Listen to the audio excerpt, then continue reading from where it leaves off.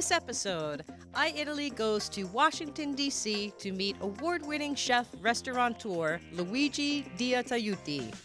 Luigi is the founder of Al Tiramisu restaurant and member of the State Department's American Chef Corps. Italian Leadership in America is a new series co-produced by iItaly and the National Italian American Foundation. Enjoy and stay tuned for more. I'm John Viola, President of the National Italian American Foundation. We're proud to partner with iItaly to bring you the intimate portraits of some of the incredible Italian Americans who call the nation's capital home. Today, we'll sit down with Chef Luigi Diataiuti, a dear friend and the owner of Al Tiramisu, one of the capital's hottest restaurants. Luigi's a proud son of Lucania, and he's the man I call every time I want a meal that tastes like home. Come meet my friend.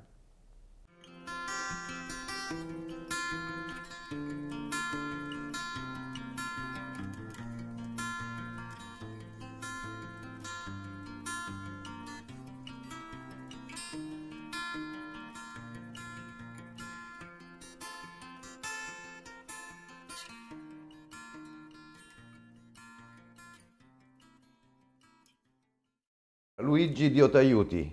Speriamo bene, speriamo che ci aiuti a tutti. Nativo di Lago Negro in Basilicata. Sì.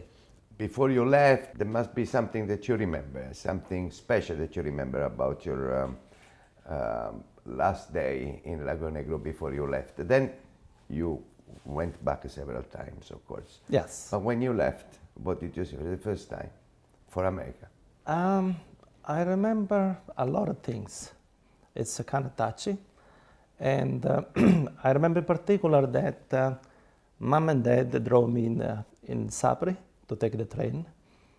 And we had the Ape, the Ape car, the tre ruote, and we all went inside together. And it was probably the only time when Mom and Dad, the boat, actually drove me for work. Because I travel all over the world. I travel all over Italy and Europe. But that was the only time who actually they drove me. And it was so beautiful, spontaneous. And it was not even planning. It was just like we were having breakfast, I was going to leave. And say, well, we drive you. Ah, what the heck, we drive you. It was a beautiful day. Everything was so clean, a gorgeous, clean day, like usually in that area. When was this? I was a couple days before, I guess probably on the 30th, March 30th, 1989. Well, I don't feel, sorry because I left. I think I do more for Basilicata now that I'm outside in Basilicata, and I think I do more for the region right now as we speak than hypothetically if I was there. It's just my objective. It's my goal in my life, just to produce, promote Basilicata all over the world. Including last years, I opened a non-profit organization back home called Basilicata A Way of Living, which the objective it is hold the tradition, find what people have the greatest things in Basilicata that the world should know, protect them, do a database, and mostly important, pass on a new generation. You are a chef, a very well-known chef, and I wonder if you dreamed of being a chef when you were a child. What brought you to this passion? I don't know about the dream when I was a child, but I do know that my sister and brother, even my mother, bless her heart, they were telling me that I always wanted to help my mom. Most of the time, sometime in particular, they told me one significant occasion where I was cut a papers to try to imitate mom how she was doing the fettuccine. And so I was cut the paper and say, okay, see mom, I did my own fettuccine for you. So I guess food, obviously, grow up in a farm, food was everyday living. It was just a part of us. I mean, because let's say until I was probably 18 or 20 years old in our family, we used to buy just the sugar, coffee, and salt. Everything else we were making.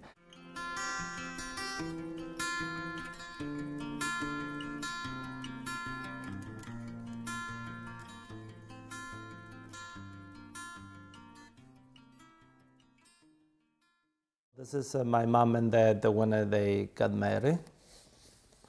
And that's my mom with me when I was probably a month old.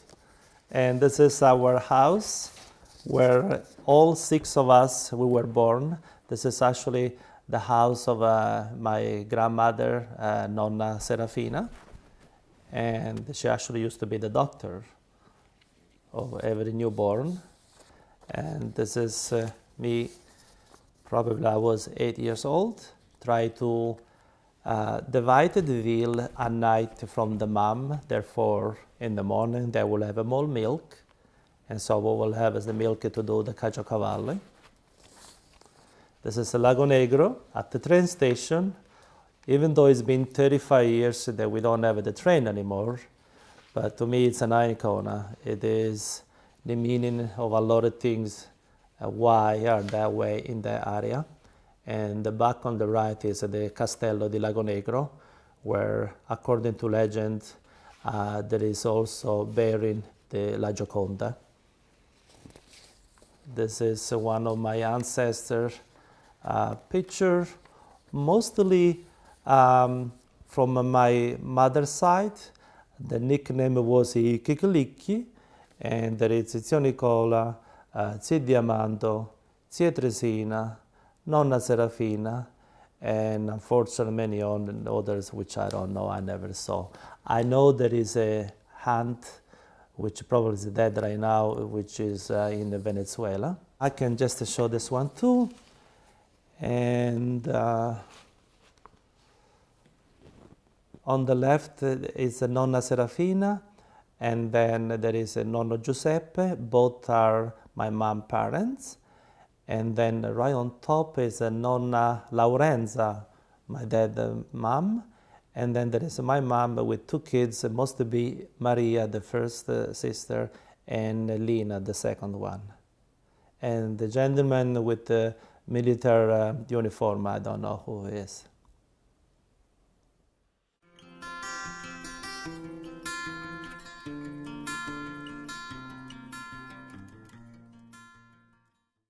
You studied at the Culinary Institute in Maratea, Yes. and then you traveled and you worked in Italy and abroad and in Europe.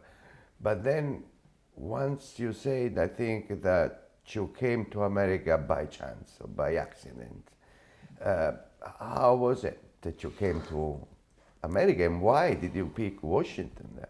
I didn't pick. I think Washington picked me. My career has been extremely successful. I've been working in a place that for a lot of people was a dream to go. And for me, it was just like a calling. The people were calling me, would you like to go over there? Or would you like to work with us? Because it just, once you reach a certain, let's say, reputation or level, then you will not have to be worried about work. Actually, it was the work will calling you. And then after 3 years, I thought like, well, what would have been next step? Maybe I should buy a house. Maybe I should open a restaurant. I was debating. During that kind of debating, someone came from Washington looking for a chef, and they actually directed to me. Because they said, well, you know, you are a well-known person, you have a connection, can you find someone who come in DC? We're looking at the later 80s when the United States in terms of food was very, very low. No chef wanted to come and work in the United States at the time, neither did I. And I said, well, I will go to the United States on vacation here and there, but working right now, it's not a chance. Everybody at the time, the hot place was Italy, a little bit Spain, definitely French, Swiss, and also London a little bit. Those were the places that everybody were ambition to go to work to, which is not today. Today, everybody wants to come to the United States, especially in the food field. And so that's why he said, well, I'm sorry, this was August. I said, we're not going to find anybody. This is like the peak of the season in August. If you find some chef, either is, it's been fired or it's not good. Otherwise, everybody working.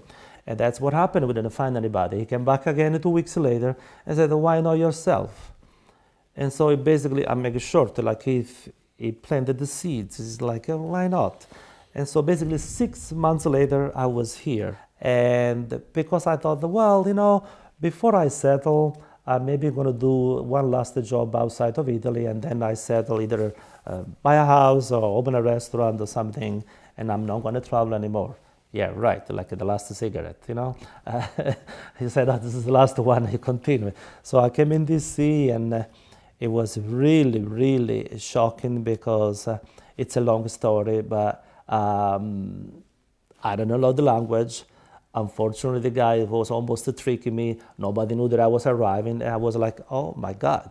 I mean, I was a king, and now I'm like, you know, in the jungle, what's going on? So that's why, like, I didn't choose Washington, but Washington in a way chose me.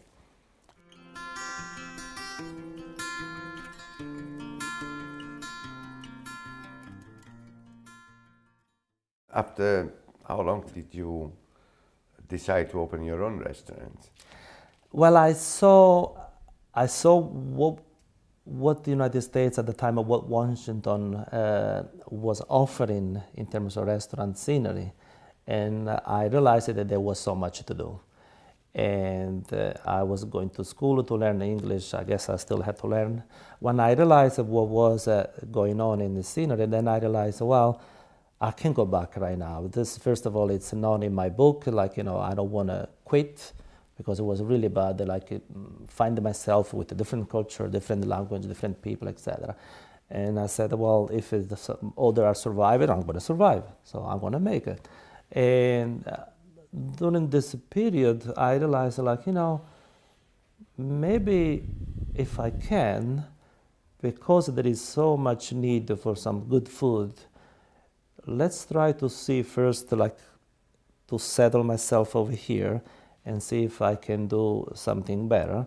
So I made myself a promise. If I cannot open my own business here in 5 years, worker for worker, I would definitely go back home and work in Italy. And I was able enough to actually open Al Tiramisu 3.5 years later. Why did you call it Al Tiramisu? Because at that time, maybe tiramisu was not so famous. No, it was not. I like to believe that I'm a positive person, so obviously I wanted to have a name for my own restaurant who was positive. And I was debated between girasole, which is sunflower, or tiramisu. They both are very positive or fun. Tiramisu means it cheer me up. So, and I was kind of, I knew that it would happen. I was about to close the deal with that restaurant, and I still was a debate about the name. And ironically, I went to see a movie at the time with Tom Hanks, Sleepless in Seattle, which you know the story that his son was trying to have him in a date all the time to fix a date to have a, you know, to get married and have a mom. So I remember one of his friends, this scenery. He was very anxious to have a date with this girl, and he was trying to help him out and everything. And one of the last things he recommended him, and please, when you go to the restaurant, don't forget to order tiramisu. And Tom Hanks replied like, what is a new position? No, silly, it is an Italian dessert. And so because I heard those words, and I said, well, I'm going to go for tiramisu. I think I know that George Clooney came to your restaurant. Yes, many right? times. And actually. Hillary Clinton and Yes. Harrison Ford. Yes. So somebody must have told them that it's a very good restaurant. I think that the atmosphere of tiramisu, the whole package together. First of all, it's a very small place. We only have 18 tables, so it's the classic, really, let's say, the elegant trattoria that you will find in any downtown, a small city, whatever, where all the locals go because it's a good atmosphere, serious food, and you know that it's good and honest food, etc. And so that's basically what I create in DC. When you walk in, even though you never knew about it, you will feel that you are in Italy. The whole thing's together, the music, the color, the little decor, the whole placement. It will make you feel that you are in Italy. And then the thing that's the most important for me is it's the food.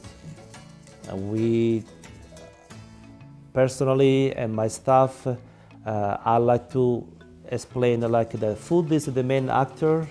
For example, when you are at the opera, you have the great tenor performance, and then everybody else around behind the scenery who help to performance. So in Al Tiramisu, the food is the main opera singer.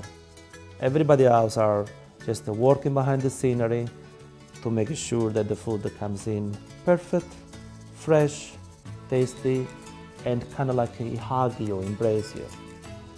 That's basically what I think, if you can call the secret is.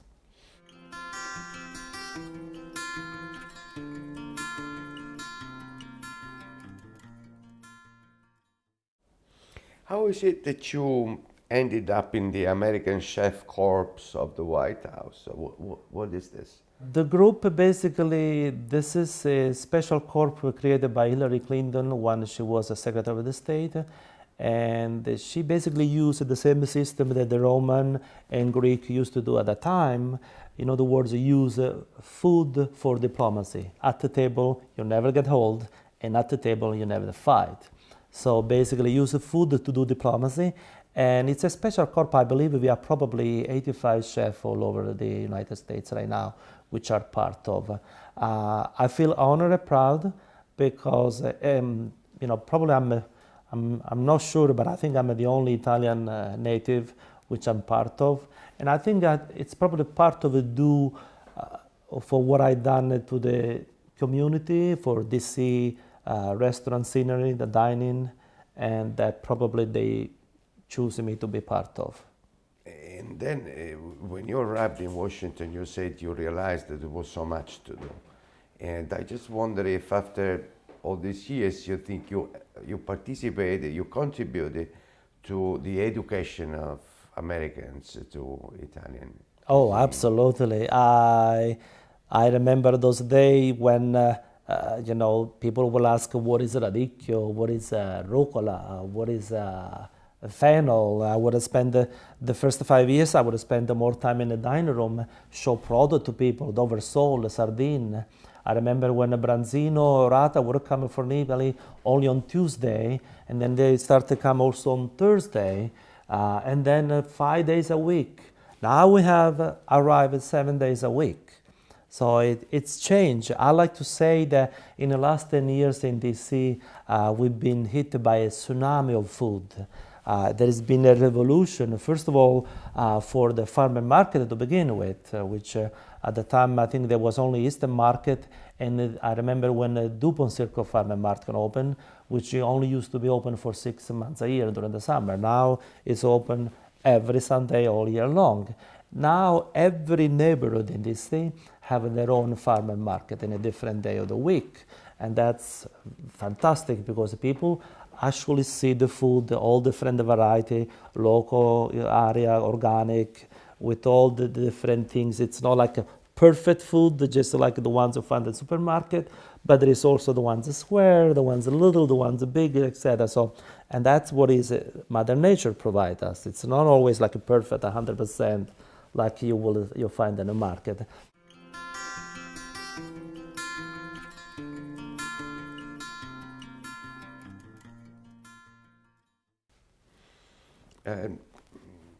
What do you think of Italian-American cuisine?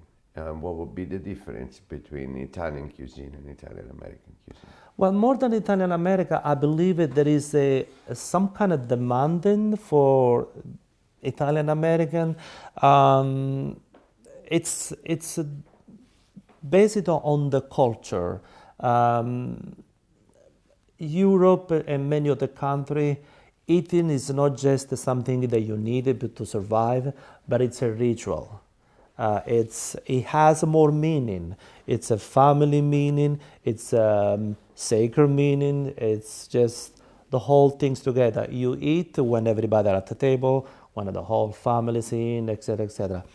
In the United States, it's a different mentality. It's a culture. We're getting there, but there is so much to do. So we eat more over here because you have to, or we have a less meaning of eating together. So that's why there is more, like a big portion, or it's a cultural things that the way it's created is Italian-American versus than the Italian. Some people say more Americanized or not. It's because obviously it goes back to the biggest time of the immigration in the United States. There was where people had a problem how to eat. Now we have the problem how to eat less. And so at the time, it didn't matter whether you have the first, second course, or third course. At that time, it was at the time like, okay, you had to fill it up your stomach. And it doesn't matter how. Whether the pizza is big or small, it doesn't matter. So you're particularly well known and loved in the Italian-American community here in Washington, and we are in NIAF today. And how did you meet the community in NIAF? Well, I mean, wherever there is Italy, wherever there is a Basilicata, I'm in the front line. Of course, this is one of the great association between Italian and American, and I'm proud to be part of. I'm a member, but I also support a lot of the events that they do. I support the gala. I've done a couple of great events in the past with them, promote the Calabria culture and cuisine and wine, and many other events that they usually are part of. If I may say something right now, I think John Viola started a new direction, which I'm a big fan of, and I think inspire more a younger generation. In my personal view, I think he has a different approach from, let's say, the third generation, for people who seeking for culture and ancestor and where their grandfather were from or whatsoever, to get close to the National Italian American Foundation. I think he's doing a great job. You have a plan to go back? One day, yes, when I retire. When you retire, we'll go back and open a restaurant. I don't know about that. No, you're retired. Yes.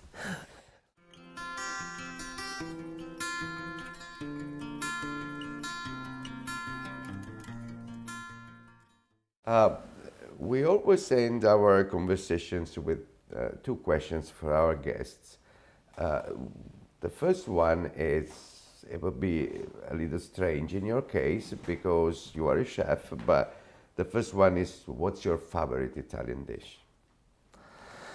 That's a good question, because I have a problem. I like all kinds of food. I like to eat everything, and it shows. I have a lot of ravioli inside over here, maybe farfalle outside. But thank God that maybe that's probably not, is an advantage as a chef, because I like to believe I have a great taste, but I enjoy eating.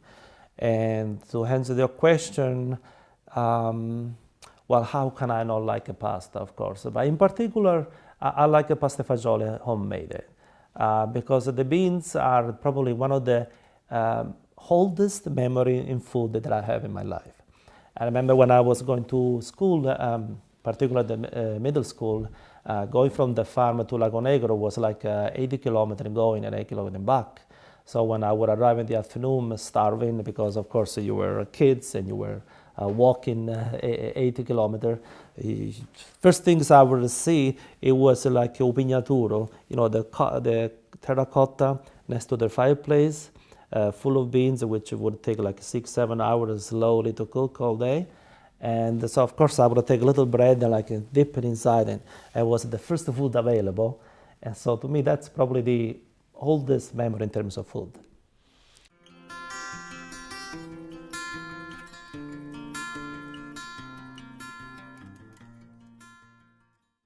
And the second question is, what's your favorite Italian song? Well, I love the music. I love all kinds. And every time when the people ask what kind of music you like, and I say, well, I'm a chef. I like all kinds of food. It's not like I only like a salad or fish or meat or pasta, so I like all kinds of things. Therefore, I like jazz, I like a good rock, I like the rugby, I like also folklore. But, why not? It makes me happy. You know, even a beautiful tarantella, it's great. But if I would have to choose a song, let's see. Because I'm from Basilicata, I live in Washington, I will probably choose Nella mia città of Pino Mango.